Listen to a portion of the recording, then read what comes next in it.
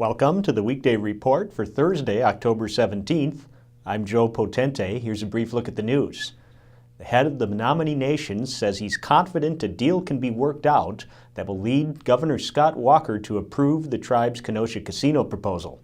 Chairman Craig Korn expressed optimism in an interview Wednesday night, hours after he and other tribal leaders met with Walker. In the meeting, Walker reportedly reaffirmed his three criteria for approving casinos, one of which is unanimous consent of the state's 11 tribes.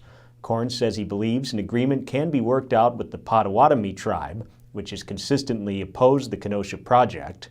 He said the Menominee do still need to find a way to bridge a gap with another unnamed tribe that he said is dug in against the Kenosha casino.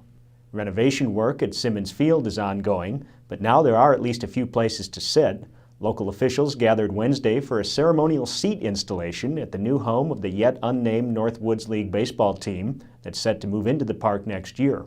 The first public event at the freshened-up ballpark will be a November 23rd open house, where the team is expected to unveil its name and mascot. The Kenosha Public Library Board registered its support Wednesday in favor of a streetcar loop around Library Park. The board's vote came in spite of some concerns that the streetcar's infrastructure could damage the historic area, but supporters said the planned route would be a boon to the Simmons Library, which could see more visitors interested in touring the building. The city's Historic Preservation Commission will give its input on the expansion in a meeting at 5 tonight at the Municipal Building. The proposal will go before the full City Council on Monday. Kenosha's Drug Treatment Court celebrated its 9th graduation Wednesday. Andrew Singer finished after 2 years in the program. He was the first to make it through without a single violation. The drug court opened in 2009, aimed at nonviolent offenders. Enrollees go through an intensive program that pairs court oversight with counseling and drug treatment, including frequent drug tests. Barb Ironside is officially off the Silver Lake Village Board. Trustees accepted her resignation Wednesday night, a week after she submitted a letter citing personal issues, a new job, and ongoing health issues. A Randall farm owner has volunteered some of his land to help teach farming skills to students from Shepherd's College, a post-secondary school in Union Grove for students with intellectual disabilities. Students harvested and packaged tomatoes, donating some of what they harvested to local food pantries. Owner Lou Minaglia said providing this type of experience was the vision he had when he bought the property. What's trending today? The 2014 Rock and Roll Hall of Fame nominees have been announced. There are 16 bands and artists under consideration, including Nirvana, LL Cool J, Linda Ronstadt, Cat Stevens, and Kiss. Which do you believe are the most deserving for induction? Tell us on our Facebook page. Up next are Brian Sharkey and Liz Snyder with some Get Out entertainment ideas.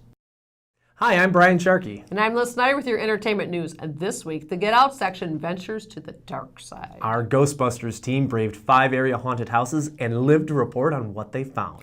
There were the usual chainsaw-wielding ghouls, evil clowns. And this year, the haunted houses are assaulting all of your senses with spooky sights, smells, and sounds. Wow, sounds like a great time.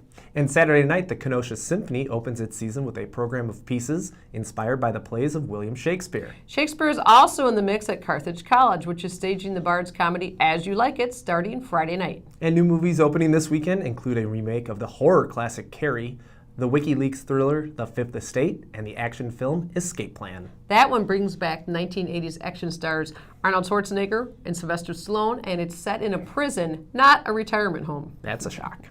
For all these stories, plus a look at local Christian rock band Skillet, see Friday's Get Out entertainment section. I'm Brian Sharkey. I'm Liz Snyder. Get out and have some fun. Thanks, Brian and Liz. Now here's a look at what we're working on today. In honor of Cybersecurity Awareness Month, Denise Lockwood has a look at what to beware of when you're online. And Bill Guida has this week's Fix It feature on concerns about the remains of a house that burned down 10 months ago. Pick up a copy of the Kenosha News and check kenoshanews.com for all the details on these stories and more. I'm Joe Potente with the Weekday Report.